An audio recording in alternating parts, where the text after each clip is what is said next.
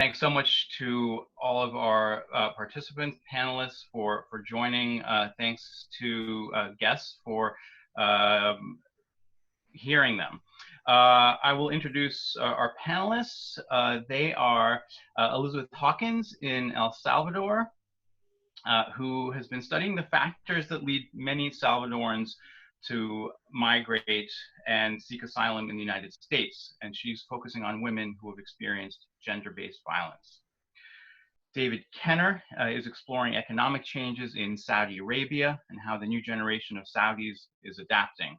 He's currently in lockdown at his home in Beirut, where he recently wrote about how the pandemic is affecting previously protest-racked Lebanon. Emily Schultheis is in Berlin, from where she's been reporting on the rise of the right wing and populism in Germany and other countries in Central Europe. And Astha Rajvanshi is in New Delhi, where she has recently arrived to examine the lives of women and marginalized communities in India. Of course, everyone is now reporting on the effects of the pandemic. So I will ask each of the panelists to speak for about 5 minutes, and then participants can ask questions, and we'll go on for an hour in total. To ask questions, please select the click on the hand icon to virtually raise your hand at the bottom of the Zoom box. And I will pick on you in the order in which we get your questions chronologically. You'll be muted until you are selected to speak. And I'll ask that you please introduce yourself and ask a single brief question. And if you have questions throughout the process or about the process, you can communicate with us by using the chat function. ICWA's Rebecca Picard is also on the line and will help respond to any questions that you have. So with that, I will hand off to our fellows, starting with Emily in Berlin. Hi everyone, thanks for joining the call. I have been effectively locked down at home now for about 3.5 weeks. Germany is one of the countries that has had a very significant number of cases. We're coming up on the 100,000 mark. As of today, there were 99,225 cases and 1,607 deaths. So that's, it's Germany had cases early on, was one of the places where those things started to really intensify in the last 2 or 3 weeks, and at the same time seems to be one of the countries that is handling things pretty well. Compared with other places in Europe, such as Italy or France or Spain, the mortality rate is significantly lower here. For a number of factors, things that people are still figuring out, of course, but one of the main ones being that Germany is testing people at a much higher rate than a lot of countries. The numbers sort of have varied from week to week, but I've seen things of up to 50,000 per day. So these are all good news at a time that is still definitely very scary. As far as what daily life has looked like I say, so the borders were closed to neighboring countries 3 weeks ago, and the whole country was put onto a largely shelter in place, go outside only for very specific reasons, or if you have a specific job, 2 weeks ago. And so I go to the grocery store where I wait in a line outside. There are markings on the ground showing 6 feet away from each other. They only let a certain number of people in at once. So it does feel in some ways a little bit apocalyptic.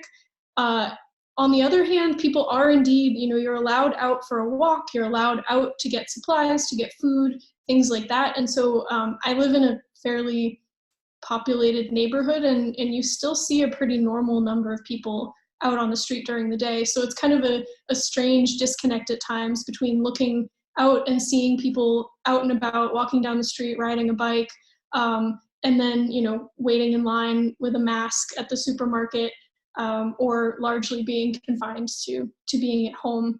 One other thing that I would note here politically, since my main topic is politics, you've really seen a desire for the kind of stable, calm leadership of Angela Merkel during this time, and she's been chancellor now for nearly 15 years.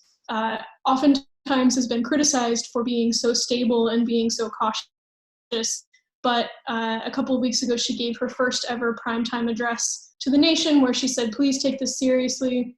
I understand, as someone from East Germany, how difficult it is to place restrictions on freedom of movement, but it is necessary. And if you follow this, then we can make this sort of as short and as painless as possible. And so I think that her Christian Democrats Party, the center-right party here, has seen some gains, attention to leading politicians in the government, to experts in the ministries. And so that's sort of an interesting, a bit of a political shift here in the last couple of weeks as well. Thanks so much, Emily. I'll hand off to David. Hi, thank you so much, Greg. So I'm in Lebanon right now, and the topic of my research largely focuses on Saudi Arabia. So let me try to give a brief summary of what the situation is like in both countries, because I really think it highlights the diversity of response in the Arab world. So like Emily, we've pretty much been on lockdown here in Beirut for a month about now.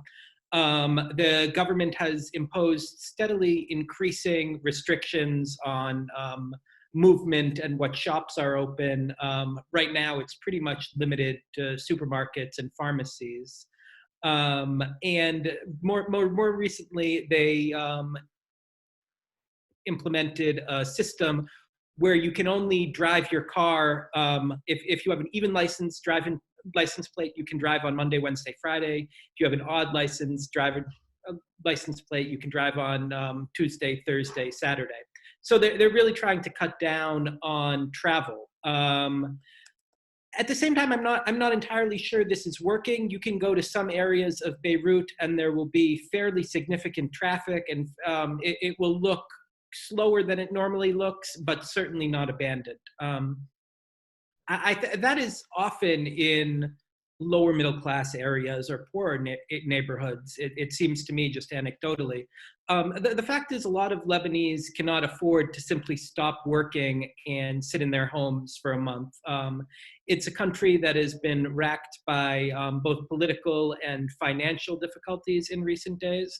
And the longer this goes on, the more Lebanese dip into their savings accounts, and it is quite hard to maintain sort of this habit of not working for a long time. That said, the cases really aren't, the reported cases really aren't out of control in Lebanon. There are about 500 reported cases and I think 19 reported deaths. At the same time, the government, not everyone, actually believes that all of the reported cases are the entirety of reported cases, including some government officials. They admit that testing is quite limited. And there's also a widespread belief that the healthcare system simply can't cope with a rapid spread of the virus, that if it does get out of control, the healthcare system is really going to break. So I think that is the reason for the quite restrictive policies on social distancing that the government has tried to implement. When it comes to Saudi Arabia just recently implemented a 24-hour curfew in Riyadh and 4 other cities. They've taken a lot of high-profile steps to halt the spread of the virus, from early steps to end Umrah, the religious pilgrimage to Mecca and Medina, and other steps such as free testing for visitors in Saudi Arabia. A lot of the Saudi messaging has been sort of an implicit criticism or sometimes explicit criticism of Iran, basically where the virus has spread out of control. They're basically saying, we are the high-tech responsible member of the international community who's handling this effectively, while Iran are these sort of international pariahs who are sort of let the virus spread like wildfire, and now it's spread all across the world. Obviously, that's a self-serving sort of narrative, but that's what they're pushing. In Saudi Arabia, there are more cases than in Lebanon. I believe there are about 2,700 cases now and 38 deaths. The other thing to watch with Saudi Arabia is that the Hajj is coming up. The Hajj is the annual pilgrimage to Mecca, and which is sort of the obligatory for any able-bodied Muslim at least once in their life, and would of course be a disaster when one is attempting to social distance. Saudi Arabia has messaged that pilgrims should not make plans for the Hajj at this moment and should sort of wait to see how the virus plays out. I think it's quite likely in the coming weeks we'll see them either greatly restrict or cancel parts of the Hajj, which would be a very big step. Thanks, David. We'll hand off to Elizabeth. Hi, everybody. Hello from San Salvador. And I'm also going to be talking about religious ceremonies. This week is Semana Santa, the Holy Week leading up to Easter. And normally everyone would be on vacation, offices would be closed, people would be at the beach. There would be processions and daily mass. And instead, we're on our third week of almost total home quarantine.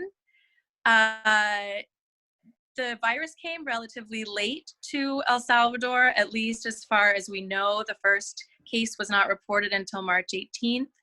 But earlier in the month, the government had already shut down, canceled classes for the schools, shut down incoming flights, closed the border to foreigners, and put any Salvadoran citizens entering the country directly into quarantine for 30 days.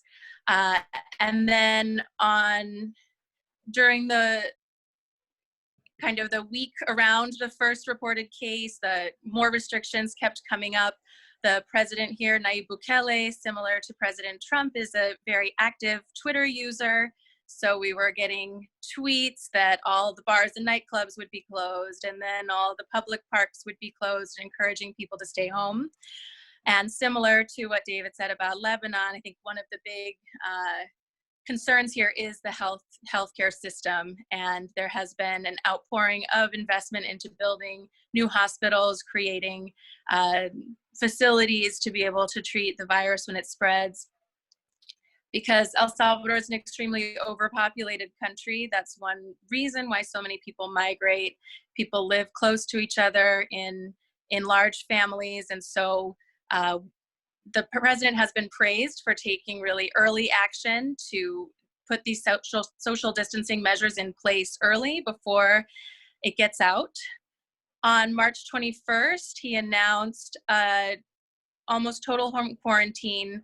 Now, only people who have essential jobs can go to work. Everyone has to stay home. One person per family can leave twice a week to go grocery shopping or to the pharmacy or the bank. There have been police checkpoints asking people where they're going.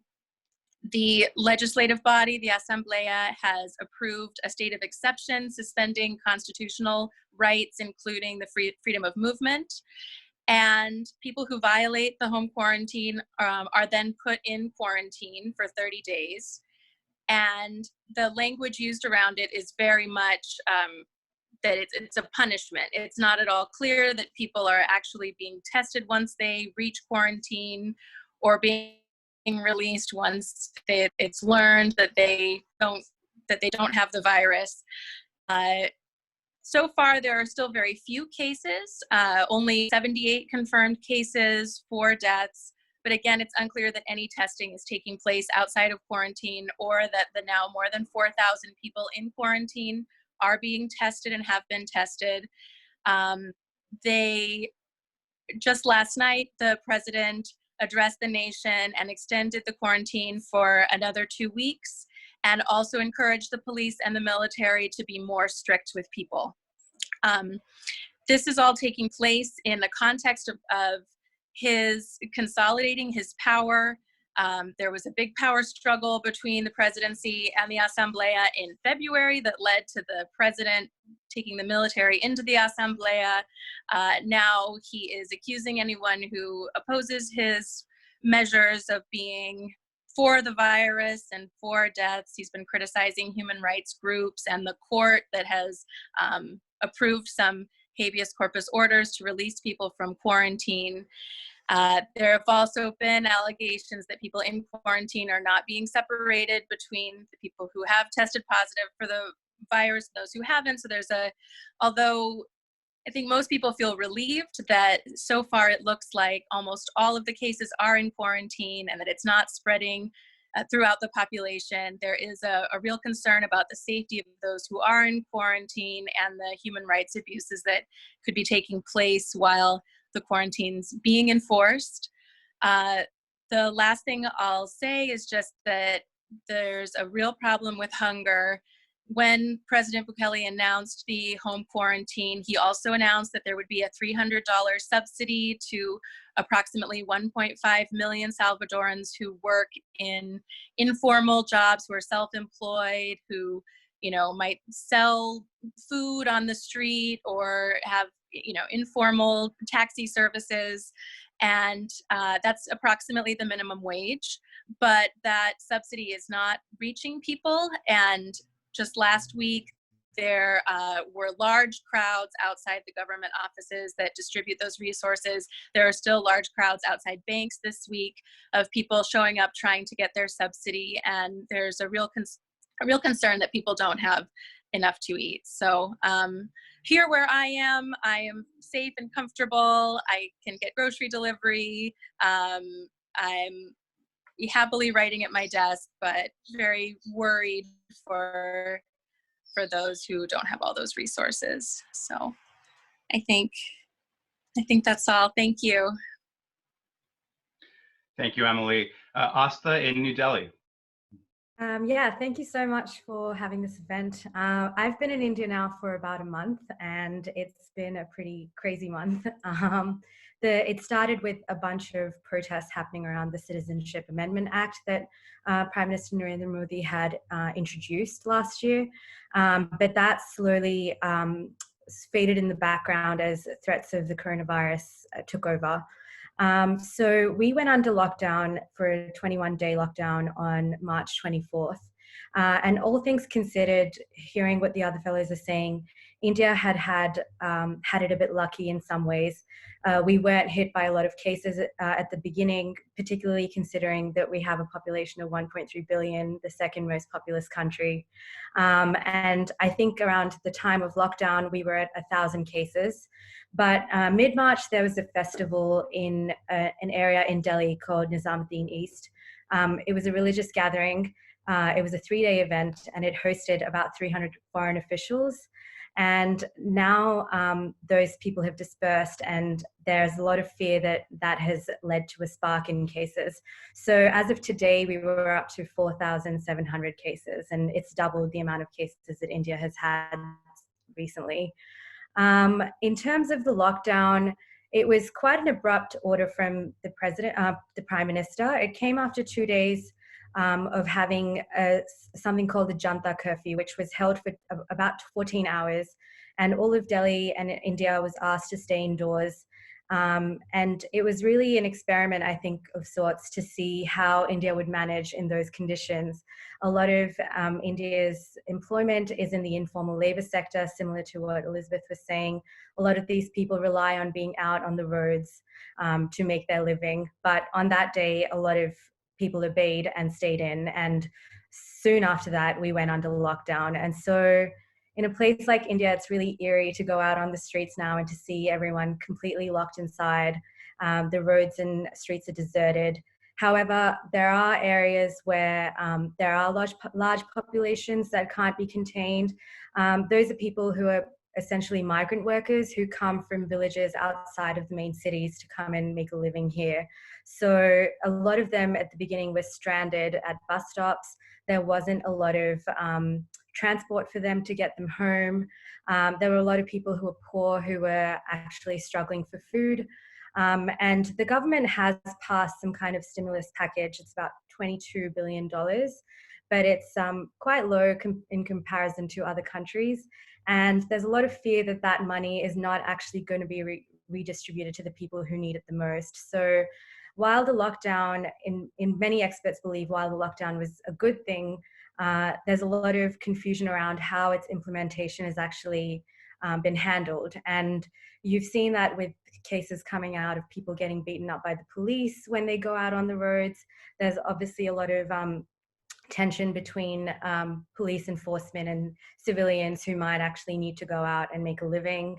And you've also seen reports of some discrimination against Muslims, because this event that happened in mid-March was a predominantly Muslim event. And so it's hard to see right now how these 21 days will affect India. Of course, if we can't contain the spread of this, this religious gathering, then the effects could be far and wide, because those people have now gone back to their homes, ranging from the north in Kashmir to the south in Tamil Nadu. So officials are scrambling at the moment to try and get everyone who was attending that event or who was in proximity of those people who attended to go in quarantine. So I think now the real test has really begun for India. The first 2 weeks, I think we had it pretty easy, all things considered.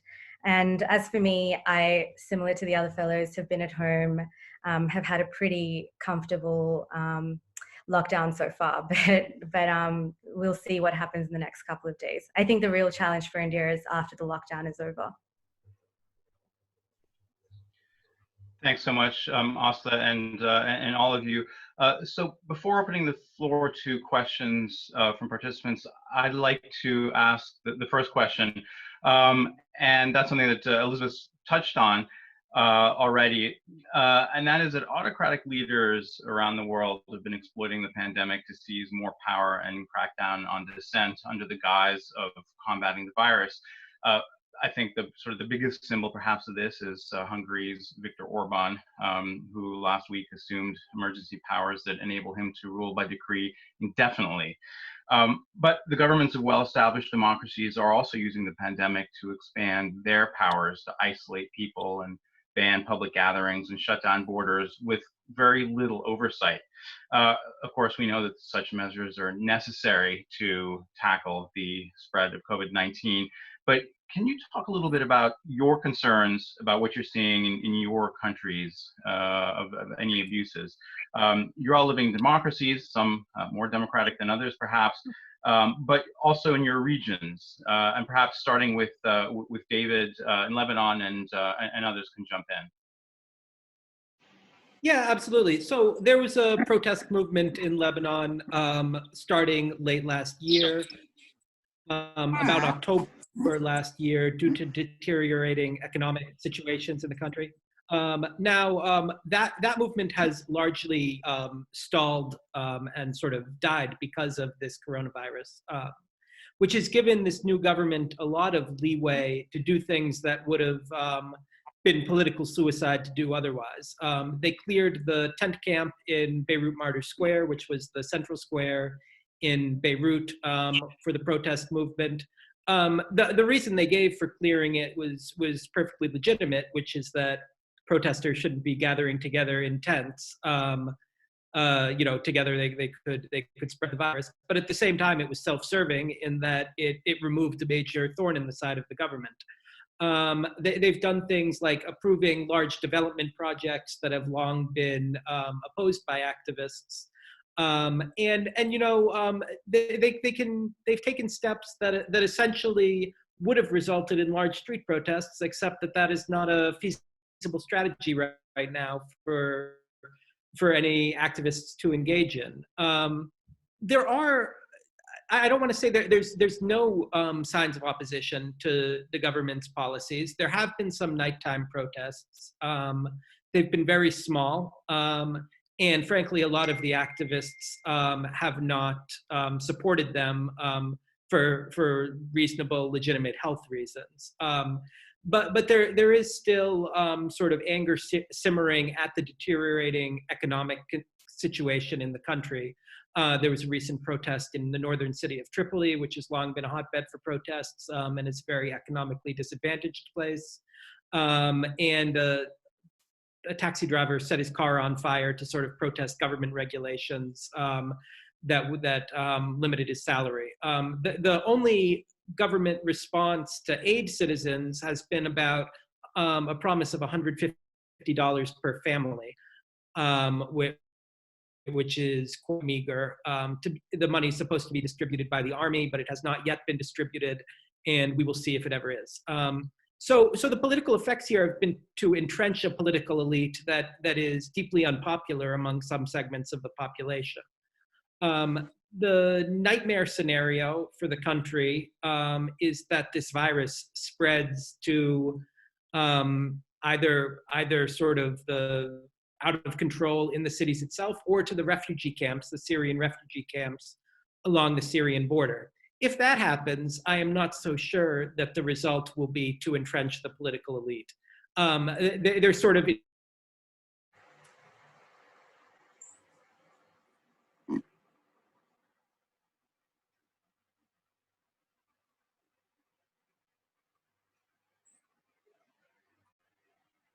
Sorry, David, you've frozen.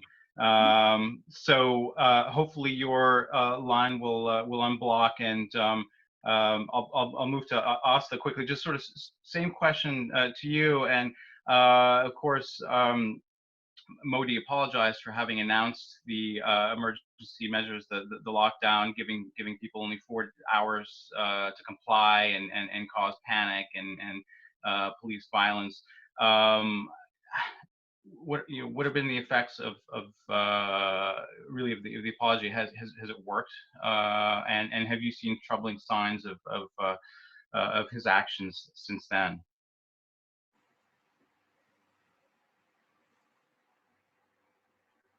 Also, can you unmute yourself? We can't hear you. Sorry, I forgot to unmute.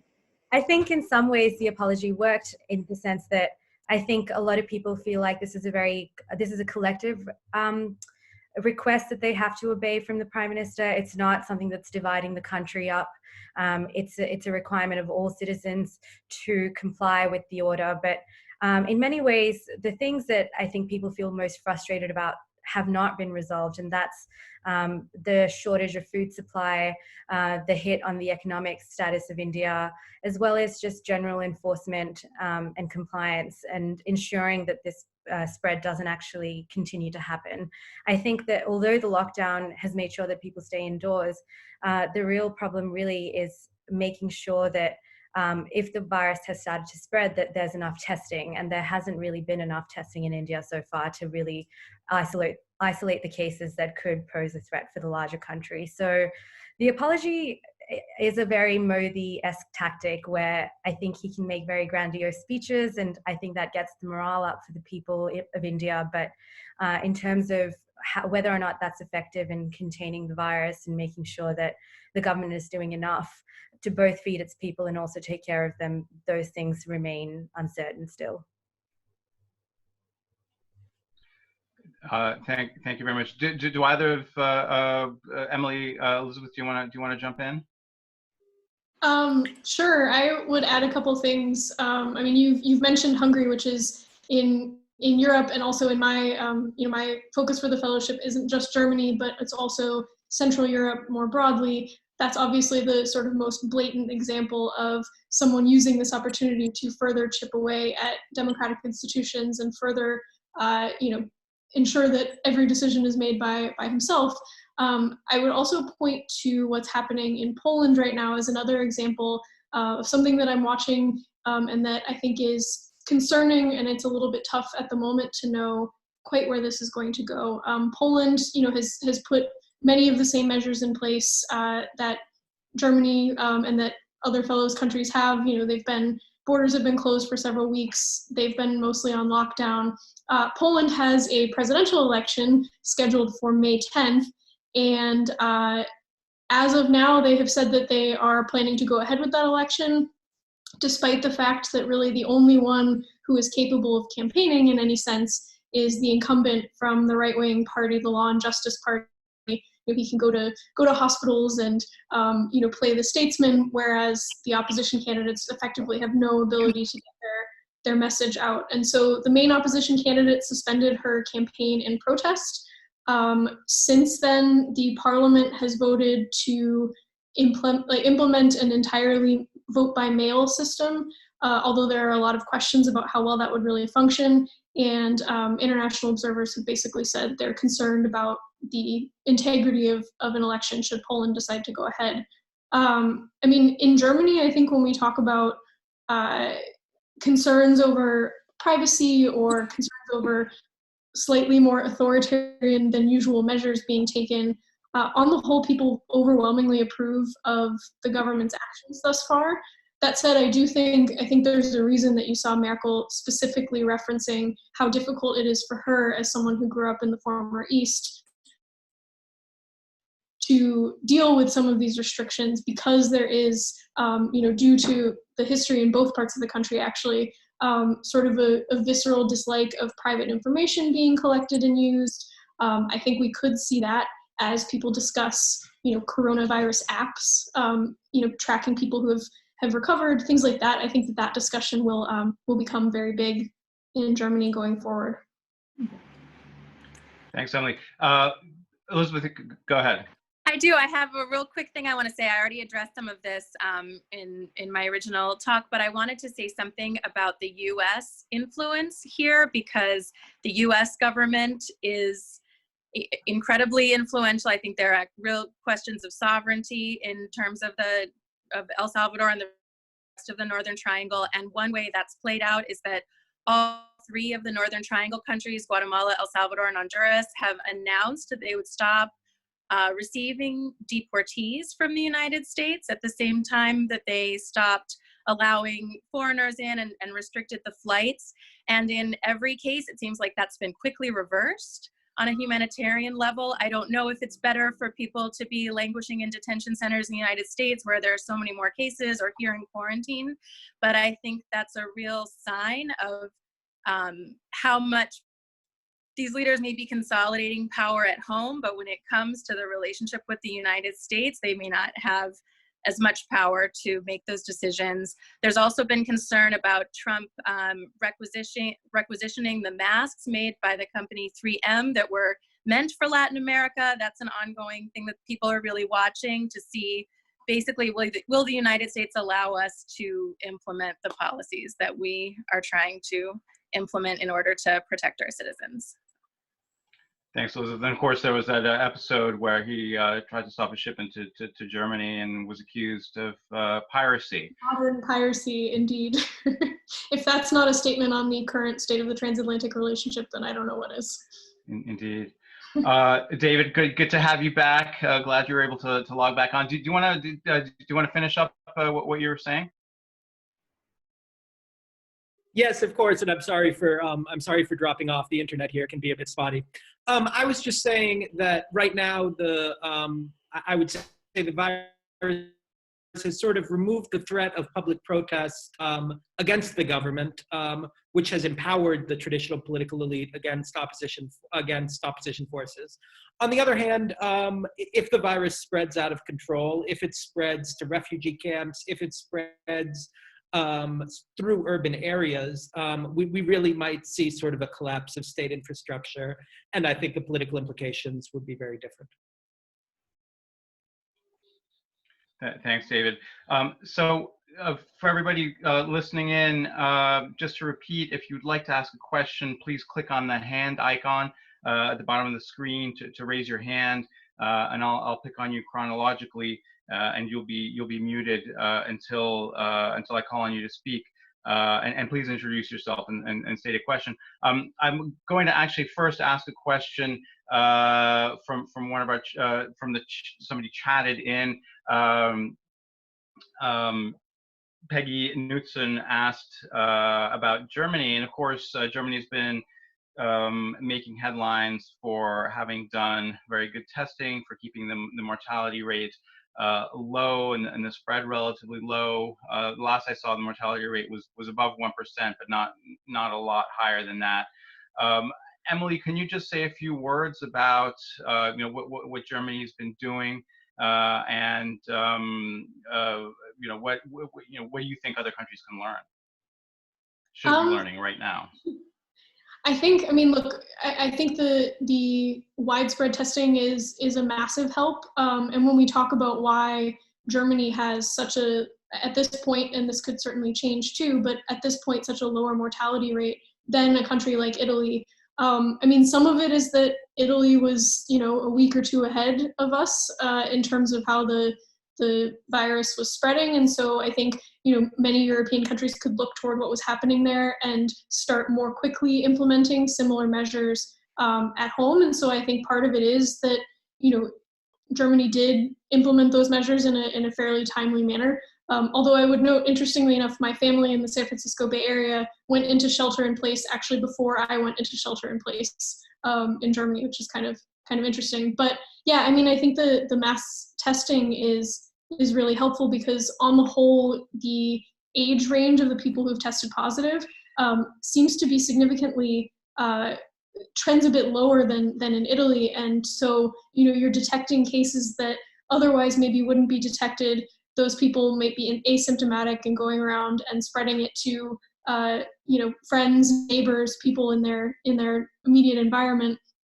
And so, I mean, part of it is that, yeah, I think that some of it has to do with the age distribution here. But I mean, I'm also not an expert on this front. I mean, I think the biggest thing you see is the widespread testing, and that's something that when you look to South Korea as well, for example, is another place that managed to implement such testing and has gotten ahead of the virus.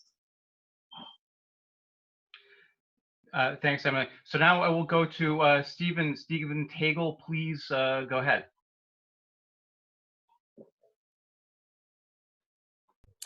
Hi, everyone. This is Stephen Tagle from Athens, Greece. Really appreciate hearing all of your accounts from your different countries. And I was wondering if you'd observed any sort of disinformation campaigns related to the coronavirus in your countries. In India, certainly yes, because there's a huge culture of using WhatsApp and TikTok. And through those platforms, we've seen that people have believed a lot of different things about the virus.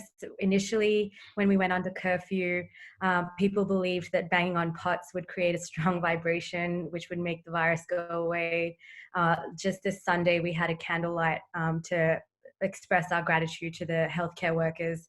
And a lot of people also believed that that was a way to get rid of the virus. So there has been some proliferation, and I think that's obviously in part because not a lot of awareness and education was created around the virus.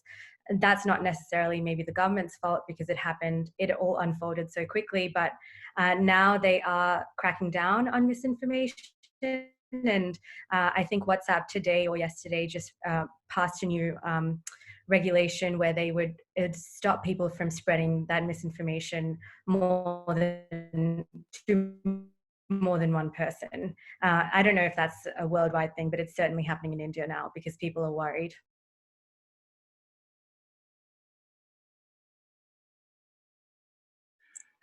Something that I can really praise President Bukele for is that he, in his addresses, has really taken on the rumors that have been going around. There was a widespread belief early on, I believe repeated also by President Trump, that the heat would make it more difficult for COVID-19 to spread. Obviously, this is a very warm country. We're in the hottest season of the year now. So there, was a lot of kind of the discourse early on was very much like, oh, we don't have to worry about it. It's hot here. It's, it's not here yet. It's fine. And he's been very, really addressed those specifically. So there may be some misinformation in terms of the number of cases and other things, but I think that really helped to nip in the bud some of those rumors that were going around earlier on.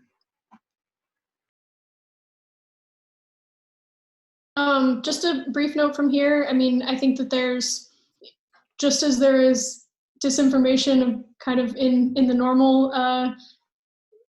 span of things and during normal times, that is somewhat of a concern. But I think the fact that people seem to be seeking out information, particularly from the government.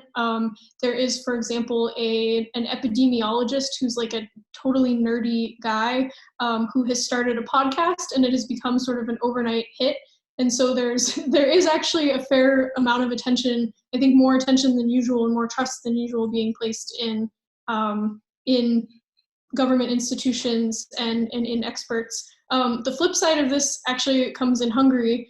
Just a brief mention of this, which is that part of the law or part of the new measures that have been implemented by Viktor Orban purport to crack down on disinformation and misinformation and information that is deemed to be creating panic is I think the phrase that they use. And so there I think you see the flip side of things where journalists in Hungary who already have a very difficult time being able to report independently are concerned that the new measures taken by Orban will prevent them from doing anything that is even remotely critical of the government during this time.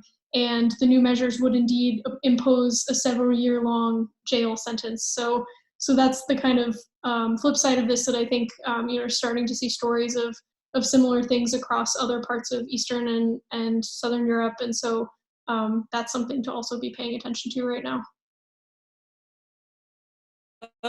Just quickly jumping off that, the main examples of misinformation that come to mind here are from religious communities that don't want to stop religious practices that sort of violate social distancing. In the Christian community, there's been a debate. Can you still take communion with the priest putting a wafer in your mouth? There have been sort of Christian figures saying, "Oh no, God will sort of prevent the spread of coronavirus that way."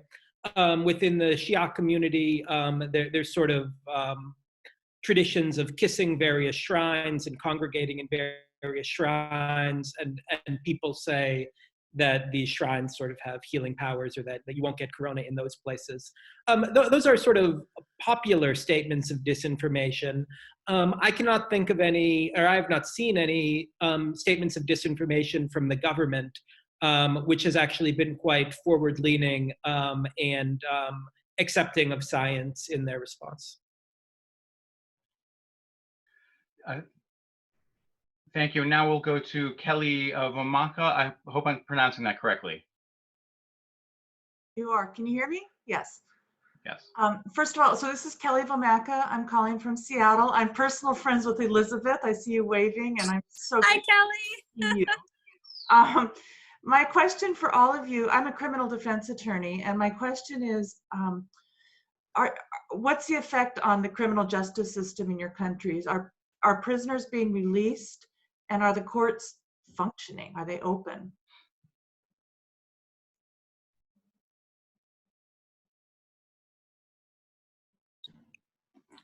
That's a great question. There are real concerns about the health and safety of prisoners here in El Salvador. The health conditions in prisons are already very bad. There's widespread tuberculosis, there's overcrowding, there's a lack of nutrition. From what I've heard, and I haven't heard any updates in the last few days, but families were still able, at least at first, to take food to the centros de acopio, because a lot of the nutrition and other things are based on the people's personal families providing them, and there were processes set up to allow that to continue. But of course, as people's resources continue to decrease and people aren't allowed to go out, and of course most prisoners are from poorer communities, that's also a real concern. But at least some of the courts are still open. The Constitutional Court has been ruling on habeas petitions, which are basically challenging the arbitrary detention of people in quarantine. So that is still happening. And I haven't heard anything else lately about ongoing criminal trials. So that's a great question. But I do know at least some of the courts are still operating.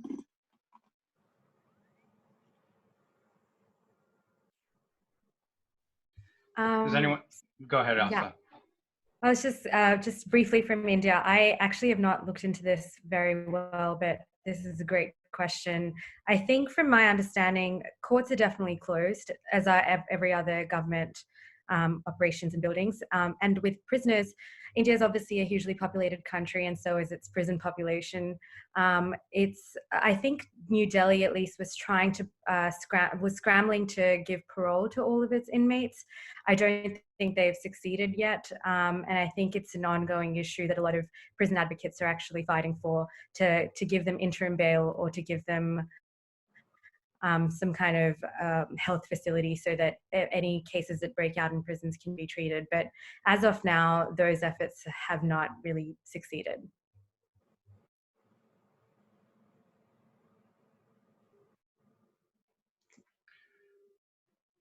Okay, we'll go to Joe Batat. Hello, can you hear me? We can. First of all, I would like to thank all four of you.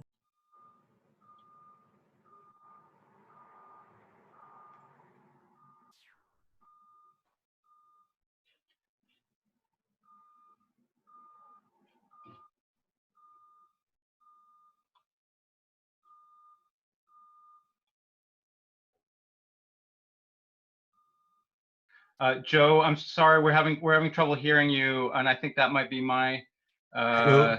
Yeah, Can hi, you hear Joe. me now? Yeah, we can hear you now. Please start again. Apologies for that. Okay, no problem. First of all, I would like to thank all four of you for participating, and I hope you stay in good health and safe. The question is about India. In the likely scenario that the virus situation worsens, which I think it will, and considering the strengths of the healthcare system in India, considering that the scale of the country and the issues, how would you speculate about what will be the political impact on the BJP and on Modi in the next 2-3 years?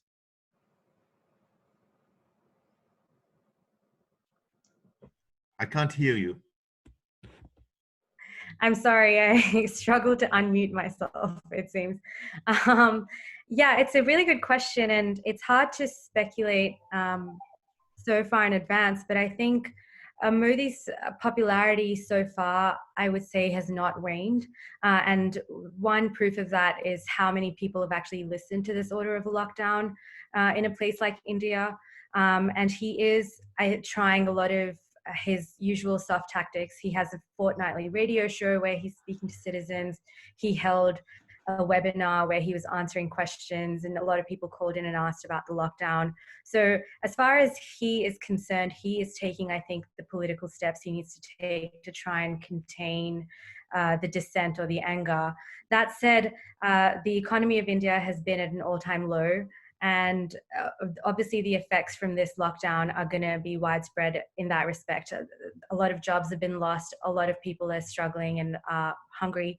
And how the states will reconvene after the lockdown is over is obviously a question on everyone's mind. So I think that while there may be a lot of anger, I don't think we'll see any of those effects taking place politically until, I guess, the next election, or until the coronavirus outbreak has more or less subsided. That said, there is no opposition party that's really grabbed the attention and the likeness of the Indian people. So even though people are really unhappy right now, that may not translate politically to putting Modi out of power. So that's yet to be seen.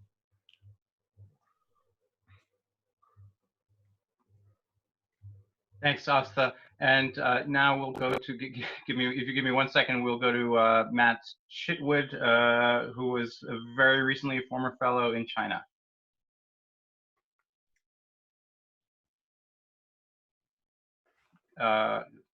Yes, thank you, Greg. Please go ahead, Matt. Yeah, I just returned from fellowship in China late in November and calling from Boise, Idaho now. And it's, been wonderful following your guys' journeys. Congratulations on a remarkable and unprecedented experience so far. So my question is China specific, just very curious as to your specific regions, what the perceptions of China and, alleged origins of the virus and how they've handled it, potential goodwill campaign coming from them as well. What are perceptions in your different regions?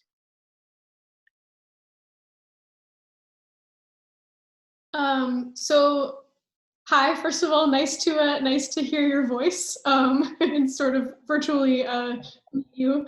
I in Germany, I don't know that there's a whole lot to say on that front because I don't feel like it comes up super often in the political discussion here. But I do think talking Europe wide at the moment, one of the other things that is not confined to Germany, but is a huge question across the European Union right now is this question of European solidarity. The idea that if you are a member of the European Union, the benefit of that is if you are facing a crisis, your other fellow member states will be there to help you. In the sort of early acute days of what was happening in Italy, Germany very quickly moved to ban the export of protective gear and masks within the EU. So in other words, did not want to share anything that we had with Italy. And interestingly enough, the first major shipment of protective gear came from China and not from another EU member state. And so since then, Germany has reversed its policy. Intensive care patients from Italy are being flown to hospitals in Germany to be taken care of. There are, increasing efforts to promote European solidarity. But if you look at really that first, initial image of China coming to Italy's aid before many of the other European countries did, I think it is a powerful image that Italians probably won't forget anytime soon, and that I think plays into debates about European solidarity and the strength of the European Union for a long time to come.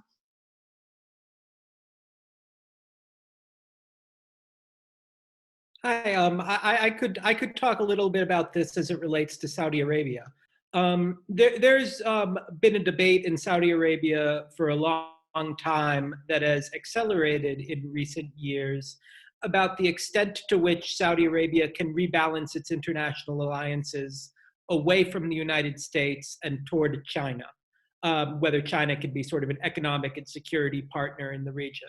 I don't think, or I have not heard from my friends and contacts that there is particular animosity toward China over sort of being the origin, the place of origin for this virus. However, there is a little skepticism that China has not been straightforward with the world, that they've lied to the world in its initial response to the virus, and that any blow to the Chinese economy sort of weakens its case, which sort of had a lot of problems to begin with, to being sort of a replacement for the United States as Saudi Arabia's #1 ally.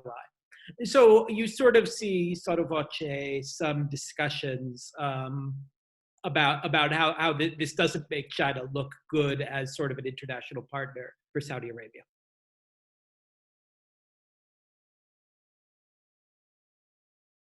I Likewise. Sorry, Elizabeth, you go. No, go ahead, Asta. Okay, really briefly, I'll just say that Bukele has also been really, I guess, investing in the relationship with China. There's been a lot of involvement there and talking about expanding the alliance. China, in the middle of March, the embassy donated, I think, $250 million to El Salvador toward the relief effort. In daily conversation and in the news, we haven't heard that much about China. Maybe early on some offhand comments about let's not go get Chinese food, the kind of discrimination that is happening, I think, in a much more widespread way in the US. But in terms of looking at other countries, I think there's a lot more focus on cases coming from the United States or from Europe, and that probably has a lot to do with how late the virus hit here. People aren't thinking that far back to China, at least in daily conversation. Yeah, and just quickly with India, I mean, China and India have always had a funny sort of competitive relationship historically. I think that when the outbreak happened, there was a very similar reaction of anti-Chinese sentiment here. A lot of the restaurants that serve Chinese food were closed down, and just in general conversations, people weren't speaking very highly of China as a place. But I think that just recently, I think India has been in conversations with China to get more personal protective equipment, and is now coordinating a lot more globally with other countries as well, to try and, I guess, get more equipment and coordinate efforts with healthcare and relief, I guess. And so, yeah, I mean, anecdotally, it's quite similar, where I think Indians feel a little bit negative towards China. Thank you for that. I've got one more question that's come in typed form that I'll read, and then I'll ask a follow-up last question, because we're coming up on an hour. Anybody who needs to go, please do, but maybe for those who can stay on, we'll go on a few extra minutes. So the question is from Ryan Ubuntu Olson, and it is, can you speak more to the disproportional impacts on various populations in each region? Migrants and refugees, women and girls, those with chronic illnesses, the poor, LGBT.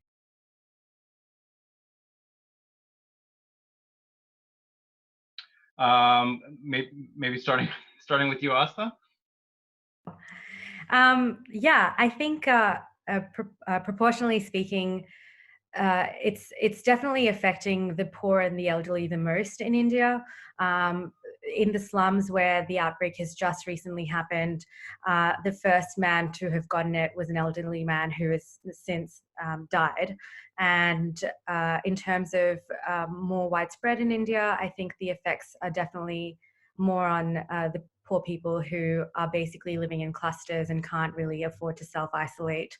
We've had about 140 deaths so far. So I think that as the virus continues to spread over the country, we'll be able to gain more conclusions on how this and who this virus is affecting the most. But just from what we've seen so far, it's kind of what you would expect. The people who are poor and living in villages, in more densely populated regions, as well as the elderly who don't really have any access to healthcare. And just a quick note on healthcare, it isn't really that great. The only hospitals that are allowed to operate on coronavirus patients are public hospitals, and that infrastructure is really low and weak in India. So right now we're scrambling to both develop more tests, but also enable private labs and hospitals to start treating those patients. But we haven't really seen that happen yet.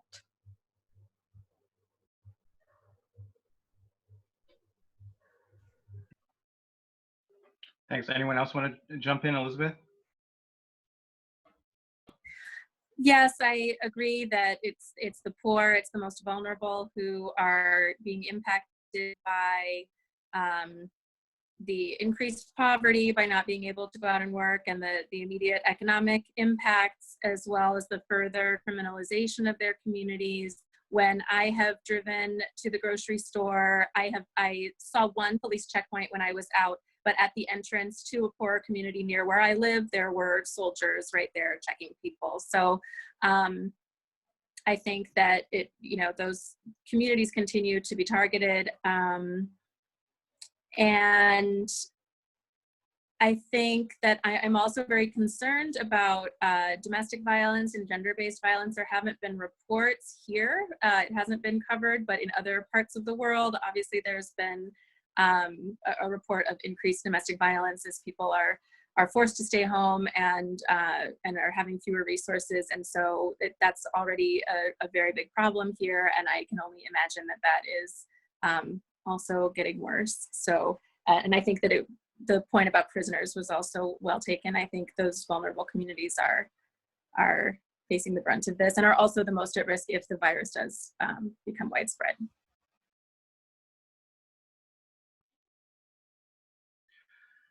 Thank you. I've just got actually two questions concerning international leadership. I just wanted to touch on that because it is really lacking, not only from our country, the United States, but also from the European Union. And my question is to you, Emily. Of course, Angela Merkel has seen her stock rise thanks to her response to the crisis. On the other hand, she's under tremendous pressure, probably growing by the minute, to essentially reassume the leadership of the EU and specifically help bail out Greece and other southern European countries that are pushing for the issue of Eurozone corona bonds. Now she has resisted this. She's not alone. Other Northern European countries have as well. But what's your sense from sort of interacting with your friends and neighbors online and from what you see on social media? What are the sort of average German perceptions about this? And are we seeing essentially what seems to be a repeat of the sort of how the Euro crisis played out after 2008? I mean, to be honest, this is not something that that I'm having a whole lot of conversations about with friends and contacts at the moment.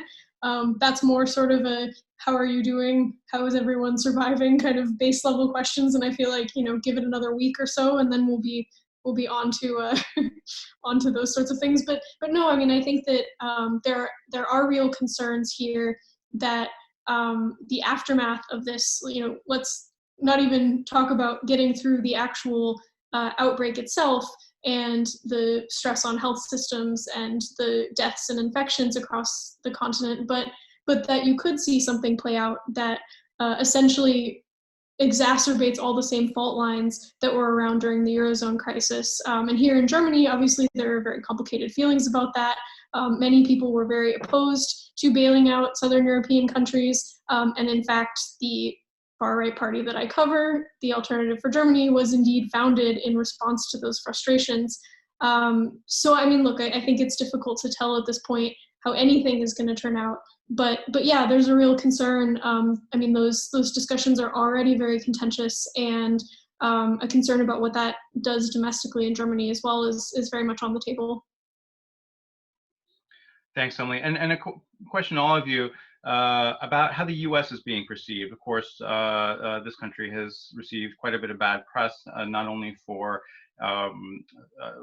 trying to stop shipments of 3M masks, but just in general, there's been an almost total lack of U.S. leadership from the top on the world stage for the first time in our memory during this very big crisis.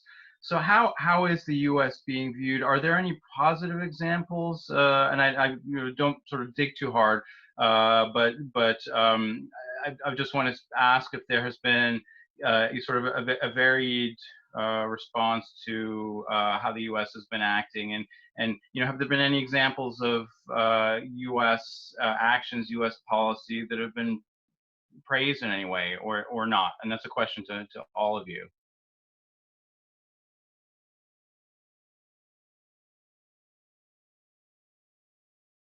Maybe start with you, David, if you want to answer. Yeah, sure, absolutely. So as you were speaking, I was sort of racking my brains for positive examples, and I cannot think of any. I think there's a real surprise that America, the largest economy in the world, is struggling so mightily with this. One of my sister-in-laws is a doctor in Connecticut. There are lots of Lebanese doctors who do their residencies in the United States. So a lot of stories of the spread of this virus are coming back to Lebanon that way. And at least in my social circles, there's a lot of shock that people are sort of wearing medical masks until they tear and fall apart, that basically the United States can't get its act together more because the way that it's functioning seems more reminiscent of the Lebanese healthcare system or a sort of a poorly functioning healthcare system than what they expect exists in the United States. So, I mean, I think that's the overall perception. I will let you know if I think of any positive examples, but frankly, none come to mind at the moment.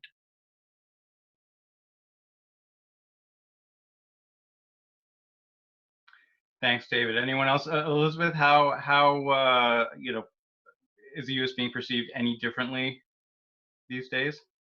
It's not good for our image in the region, I would say. Bukele has really contrasted himself with the US government. I think people are very sort of favorably praising his action, specifically in contrast to the lack of action or the disorganized response in the US. I've heard lots of comments about the toilet paper hoarding and other rumors, you know, as sort of examples of greed. And,